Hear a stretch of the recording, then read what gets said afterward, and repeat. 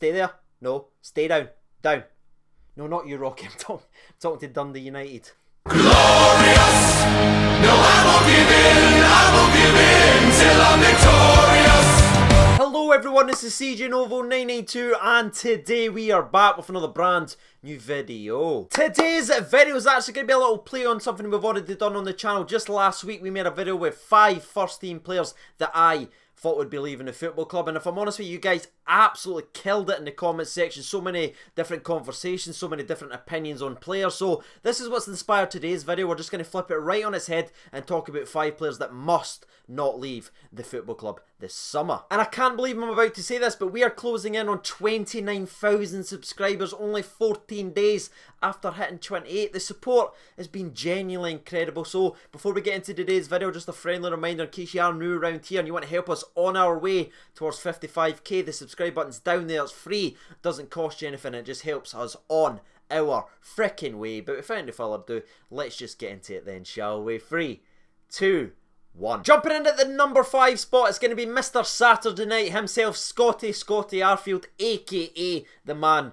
who scored a goalkeeper every freaking time. And I know it's so obvious to have Scotty Arfield on the list, but trust me, the rest of the list isn't as obvious as this one. But I feel like I have to mention Scotty Arfield because you saw 2 different Scotty Arfields in the last season, 2 different Scotty Arfields that could easily walk into any other team and certainly add something to it. For the first 6 months, you saw the gritty, determined, hard-working, restrictive centre mid whose job was to track back and defend, get the ball moving to the wingers, to the attackers. That was his job, box to frickin' box. Then with the last 6 to 8 weeks of the season where we have tweaked our formation, where we finally figured out how to play to these players' strengths, you saw Scotty Arfield in the number 10 role just taking over the league. I mean, he scored hat-tricks, he just exploded with goals. His partnership with Jermain Defoe was genuinely a joy to watch. Not only for us fans, but also scouts and fans of other teams. His reputation is really starting to grow because he's got the Premier League experience. We've seen him play at left mid and centre mid and roll, right? You can show he can do the dirty side of the game as well in the first half of the season, but then you see his true talent, what he's like in front of goal and how he can impact in the overall game. So he's got a wee bit of everything now. We already talked about the Southampton talks previously on the channel. That looks like it's finally died down, but unfortunately now there's this little whisper that just continues just to heat up a little bit as the days tick closer and closer to the transfer window that Aston Villa will be turning their attentions to Scotty Arfield as a replacement for Mr. Jack Grealish. But before anyone freaks out and loses their mind, I just want to remind each and every single one of you watching today's video that Arfield ruled out the Southampton move, saying that he's just moved his family up the road. I just love that he says things like up the road. His family's settled, he's happy, and he fully expects to see out his contract and win trophies at the Glasgow Rangers. So for me, I'm pretty confident in saying that Scotty Arfield will be a Rangers player next year, but with the Aston Villa talk, whether it's true or not, I'm sure it's just going to be the first of many sniffing around Mr. Scotty Arfield, and that is why I had to put him on my list at number 5. He must be here next season, saluting us towards 50 freaking 5. Number 4 on the list is going to be someone who wasn't here last year. Nah. He was out on loan, killing it and building up his reputation on. It is none other than Mr. Greg Docherty. Oh, that's right, I'm gone there. Mr. Greg Docherty is back at the famous after a truly brilliant loan spell. I mean, that was a loan spell done right. We've had so many failed loans like Carlos Pena, you've got Herrera. These boys just went out alone and it's just never quite worked out for them. Greg Docherty has used the loan system to his complete advantage, and so, to be fair, has Steven Gerrard, because Greg Docherty was a little bit rough around the edges. I mean, he still needed to find some true consistency, and Gerrard loaned him out to Shrewsbury, which kind of annoyed a lot of us, me included. But what is he getting back? A more consistent player who's added goals and assists. Not only has he added assists and goals to his names, but he's coming back to Rangers fully confident. This is a man that's just won Shrewsbury's Player of the Year, and no disrespect to Shrewsbury, but if you read their Twitter account like I did every single time for the loan reviews, it was all about Greg Docherty. He is one of the biggest reasons they managed to survive relegation, was the form and determination of Greg Docherty. Just even when things weren't going right, just to get the ball, run up the park, either create something or score himself. He really got amongst that relegation battle, and you saw what a true fighter he actually was. But it wasn't just Shrewsbury fans that he won over and got so many rave reviews. Nah. It was Match of the Day pundits. During their FA Cup run, he was singled out numerous times because of his ability. He was talked up by Paul Ince. He was talked up by the big centre-half, I can't really remember. I'll throw his face up there. I do apologise. For me, Greg Dockery could be either the long-term successor to Scotty Arfield at the football club or even Stephen Davis. The man has got so much to his game. Honestly, he could end up being the deep-lying playmaker that we need, like the Stephen Davis. He's shown that out in his loan. I mean, he's always had the odd goal in him, like Scotty Arfield certainly adds to the squad. He's always had that even since his Hamilton days. He's just found some consistency with that. But the biggest thing he learned down there is control and temperament of the football, and he can dictate play because that is what he was forced into doing for Shrewsbury. So that could be the long-term successor to Stephen Davis, who again's only got the 1 year contract. A year amongst this squad, amongst this midfield, where you've got the likes of Ryan Jack being consistent, you've got Arfield, you've got Stephen Davis, and even Glenn Kamara. I know he's younger than Greg Dockery, but he's showing a level of consistency. He can spend a couple of months learning for that and then start pushing for that starting spot and eventually take over where Stephen Davis has started so well in this new formation. Number 3 on my list is going to be Jamie Murphy. That's right, almost the forgotten man, if I'm honest, because everyone's talking about the exciting wingers. They're talking about Ryan Kent, they're talking about Ojo, they're talking about Jordan Jones, Jake Hasty. We have a fully fit Jamie Murphy raring to go. Now, I know Jamie Murphy only played 8 games last season, but in those 8 games he managed 1 goal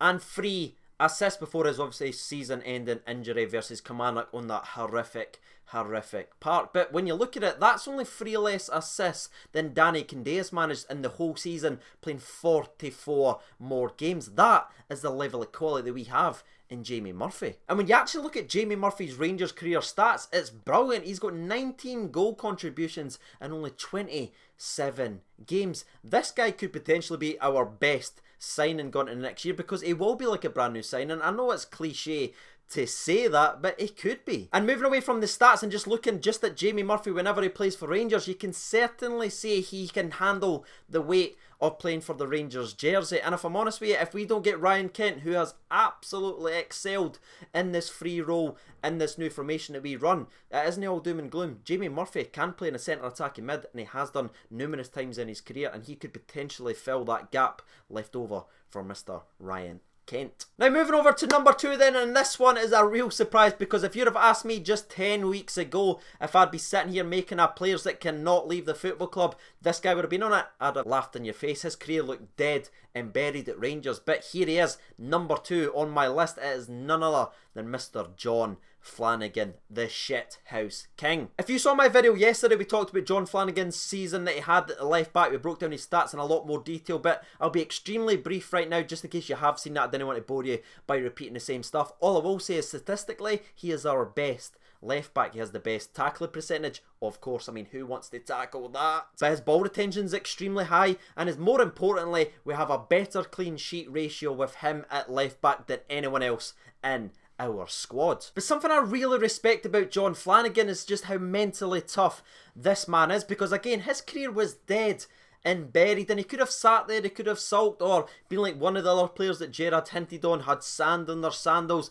and just waited for the season to end so he could move on. But this guy dug in, worked hard in training, cut a bit of timber, I'll say that about him. He looks a lot more leaner than he did at the start of the season, and he waited for the chance. Gerard gave him it and he never looked back. Unlike BB, who was given that last chance versus Kilmarnock, the last throw of the dice, BB failed. Flanagan certainly never. He put in shithouse performance after shithouse performance, and again looked absolutely tremendous. For me, he is the number 1 left back at the club right now, and he has to be here going into next season, and I want to see this fitter Jon Flanagan be given the chance at the start of the season to see if he can replicate what he did at the end of the season. And now we have reached number 1 on the list, and before we reveal number 1, I just want to confirm why you won't see the likes of Ryan Jack, spoiler alert, or Mr. Glenn Kamara on this list. I'm sure everyone was expecting Ryan Jack to be number 1 on my list literally from the bat, but the reason he's not made it in the list is because there's no transfer rumours about Ryan Jack or Glenn Kamara.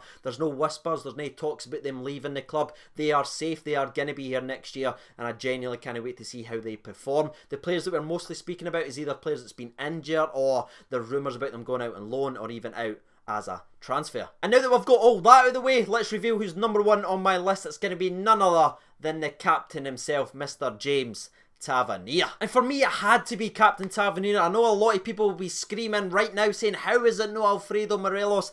I just think the fact that we went on our best win and run without Alfredo Morelos sort of knocks him off the list, and James Tavernier was ever present. Gerard's talked about his availability, how he's got to drag Tavernier off from training. He's early, he works hard late. He's literally got to go out there and say, no, you're taking a break, or no, you're not getting involved in this bounce game, no, you're not getting involved in this match either. He always wants to play for the badge. And he's already been a subject of a couple of bids. That was last season, before he even put in that phenomenal, ridiculous season he has just done. There was already bids from West Brom. There was 2 separate bids, one for a laughable amount of money. Then West Brom just thought, aye, we'll do a loan bid near the deadline day. Aye, that's what Rangers are going to do. We're going to loan our captain away. That makes sense. And in a very recent interview with Steven Gerrard, he's already talked, he's fielded a couple of calls about Tavernier, like a couple of people just question his availability, and Steven Gerrard was very honest in the interview, saying what pretty much every manager will say, every player has his price. That's where all the clickbait sort of is right now. But if you actually read the rest of the quote, he goes on to confirm that the club and him will like to keep Tavernier at the club for the foreseeable future. And I'm sure there's going to be even more calls about the availability of Tavernier, because not only was he the best fullback in Scottish football last season, but he was genuinely one of the best overall players. I mean, his combined stats are only bet by one man, and that was Alfredo frickin' Morelos. He's a perfectly balanced modern day fullback who has a lot more pluses than negatives, and the best thing about Tavernier is every year he's getting better. He's the only one in the starting 11 who was here in the Championship starting week in and week out. Yes, he's made his mistakes. We can all point out mistakes he's made, especially his first couple of seasons in the top flight, but he's cutting out the mistakes. He's tightening up in defence. Now, I know what some of you are thinking, TJ, that was his best season. That was him at his peak. He's never going to beat what he did last season, and how would he even begin to beat what he done last year when he played 57 games, he got 17 goals, 20 assists, 26 clean sheets? How do you get better than that? For me, it's simple. He can beat what he done in the last season by leading us towards 55. That is going to be my top 5 players that shouldn't be moving on in this summer. If you haven't done so already, get your thoughts and opinions out there. I want to see some lists down in the comment section below. Before we wrap up today's video, let's jump over to Twitter and hear what the people have to say. So the first one comes in from Kimberly, and she writes in, Ryan Kent, I knew he was going to be mentioned, Arfield, Tav, Kamara, Jack, Golson and Ross McCrory. That is quite interesting. She doesn't want to see any loan moves or any outgoings of Ross McCrory, which again I have to agree with. Roy O'Neill writes in Shagger, Tav, Golton, Katic, Jack, Kamara, Arfield, Morelos, Defoe and Ryan Kent. Bob Steele writes in number 1 Alan McGregor, number 2 Scotty Arfield, number 3 Mr. Ryan frickin' Jack, number 4 is Captain Tavernier, and number 5 is Glenn Kamara. And the last 2 or 3 that we'll actually read out comes from Cairo. He writes in Tav, McCrory another season, and Arfield, safe to say he's happy here as well. And the last one we'll read out, we'll scroll all the way up here, we'll scroll all the way down and we'll stop it right here. And it actually comes from Fergie, and he writes in Shagger, Tav, Greg, Docker, finally someone agrees with me, that's good to see, Jermain Defoe, Arfield, Kamara and Mr. Ryan frickin' Jack. So there it is, ladies and gentlemen, boys and girls. You've heard from the people, you've heard from myself. If you haven't done so already, get your thoughts and opinions down there in the comments section below. And before we wrap up, if you would like to buy some charity football tickets to help raise money for Sam H, which is a mental health and suicide prevention charity, the link for that is down there in the description below. I will be playing a lot of other Scottish YouTubers, so come ahead, support and help her raise a lot of money to try and help some people that are struggling with their mental health. And as always, down there in the description there will be a link to the Patreon as well, which is supporting the channel directly. I've been CJ Nova92, thank you so much for watching, and bye.